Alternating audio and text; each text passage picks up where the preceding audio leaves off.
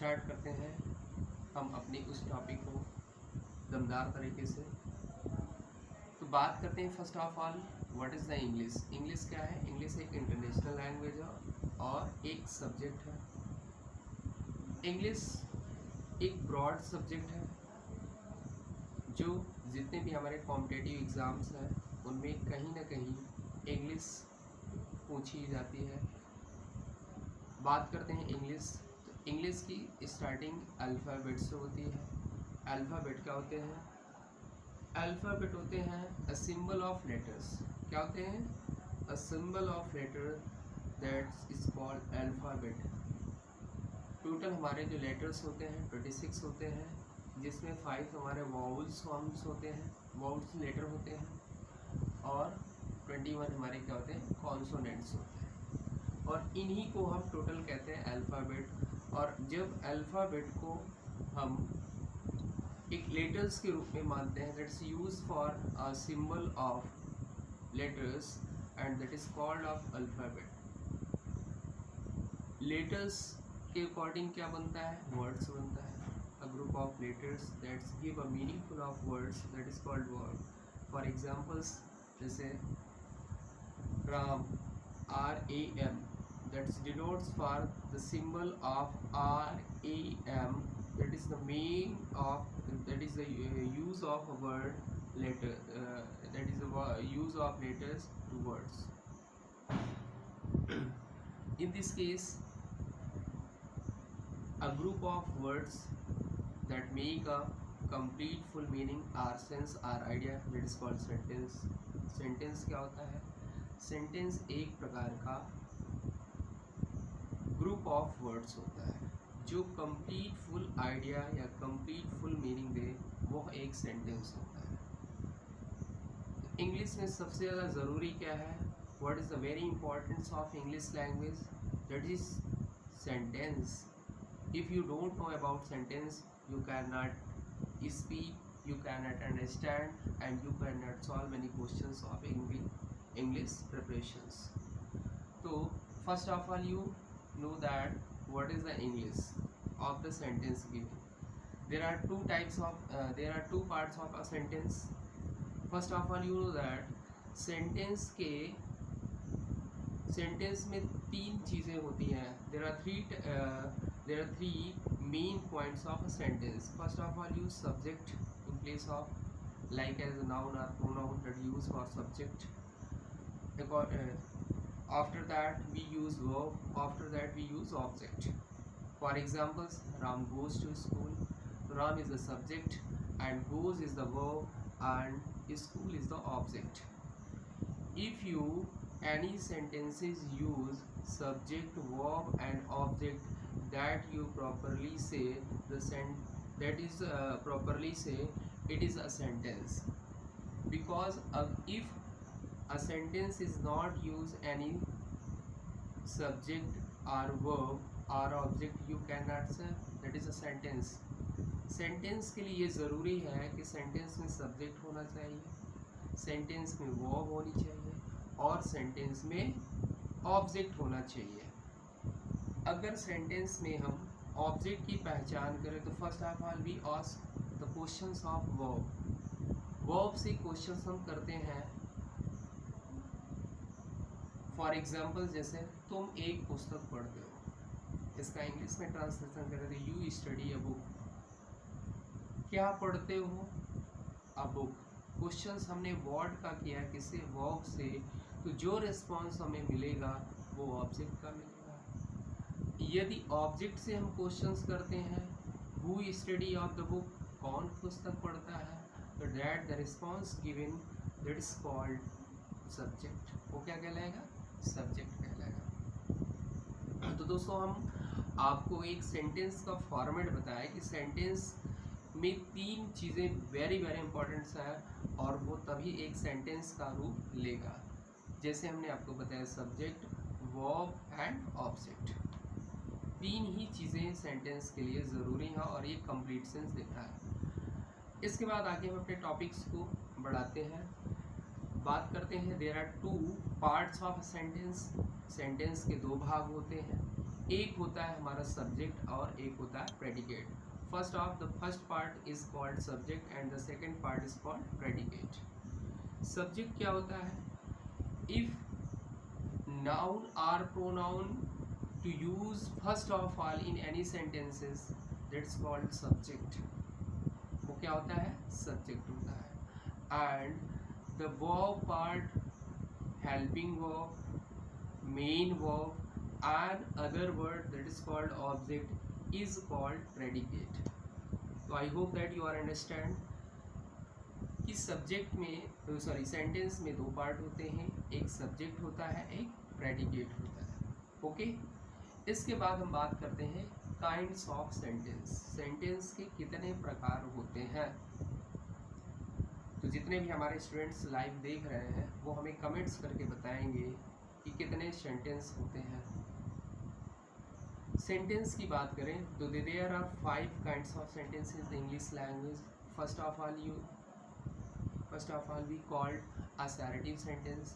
Assertive sentence is the two types of sentences.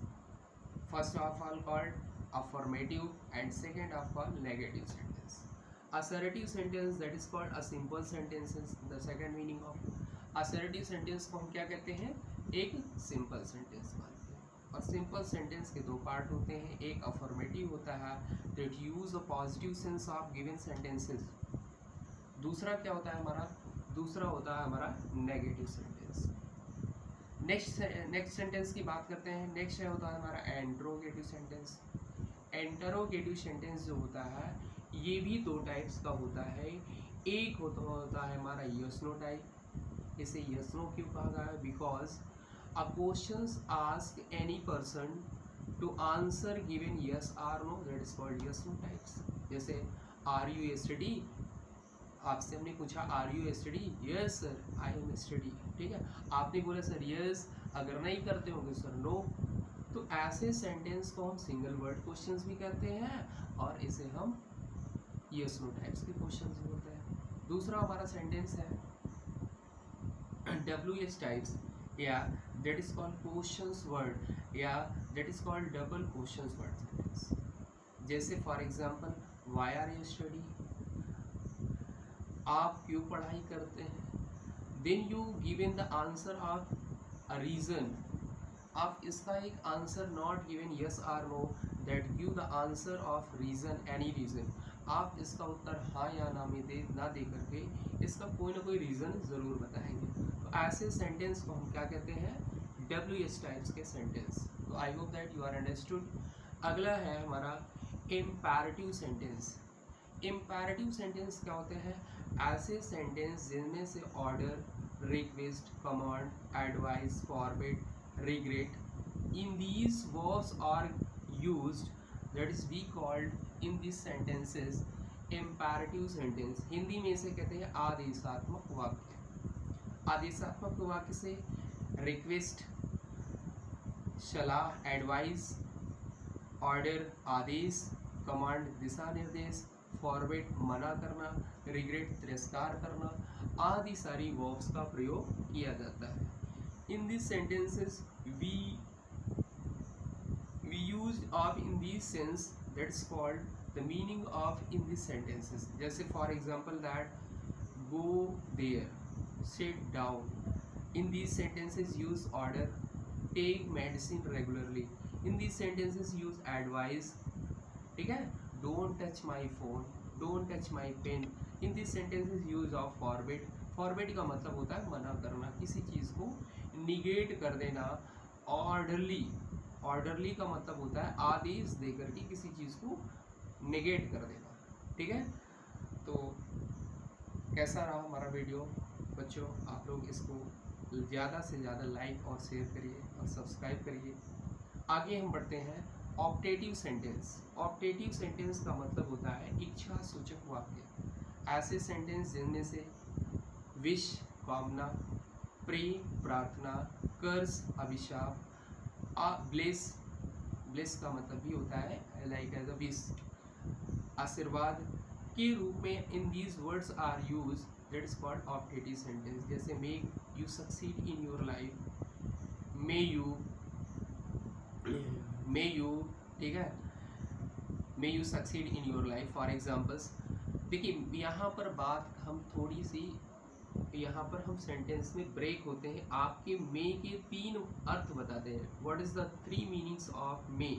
देखिए मे के 3 रूप 3 जो है स्टेप्स की मीनिंग्स होते हैं।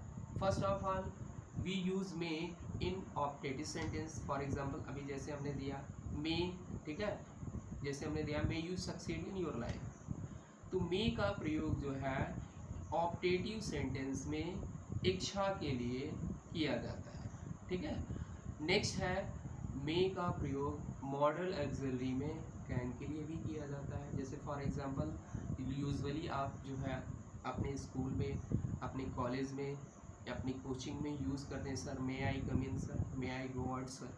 तो ऐसे सेंटेंस जो होते हैं इनमें से क्या होता है, एक क्वेश्चंस का फॉर्मेट प्रयोग होगा, मतलब क्वेश्चंस के रूप में इन ऐसे वर्ड्स का यूज़ करते हैं। जैसे मे आई कम इन सर, क्या मैं अंदर आ सकता हूँ, ठीक है। और एक में होता है मॉडल ऑक्सिलरी, उसका मतलब होता है संभावना, जैसे it may rain, it might be rain, ठीक है। वर्षा हो सकती है, वर्षा होने की संभावना जताई जाती है। तो से मे के जो होते हैं there are 3 meanings of may. First of all I know you that. May का पहला प्रयोग ऑप्टेटिव सेंटेंस के रूप में होता है। दूसरा जो मे का प्रयोग होता है एक इंट्रोगेटिव सेंटेंस के रूप में होता है, और तीसरा मॉडल ऑक्सिलरी के रूप में होता है। इसके बाद हमारा नेक्स्ट है exclamatory sentence. It's called the exclamatory sentence and others call exclamatory sentence. I call exclamatory sentence, ठीक है। exclamatory sentence क्या होता है, सम सडन ऑफ फीलिंग होते हैं, अचानक मनोदशा का चेंज होना। जैसे hurray, alas, hello, welcome, fie fie, okay, ah, oh. In these words are used to represent of exclamation words. ये सारे वर्ड्स होते हैं एक्सक्लामेशन होते हैं। इन वर्ड्स के बाद always use in exclamation sign. आपने एक्सक्लामेशन साइन देखा होगा, उल्टा आई के जैसा बनता है। जैसे आपने आई बनाया तो उसी का अपोजिट रूप होता है एक्सक्लामेशन साइन, ठीक है। तो ये हमने आपको सेंटेंस बताया, तो कैसा लगा आप लोग इसको कमेंट्स करें।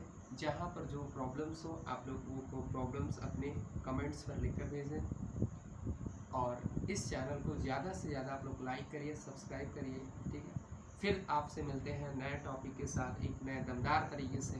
Thanks all of you, have a nice day.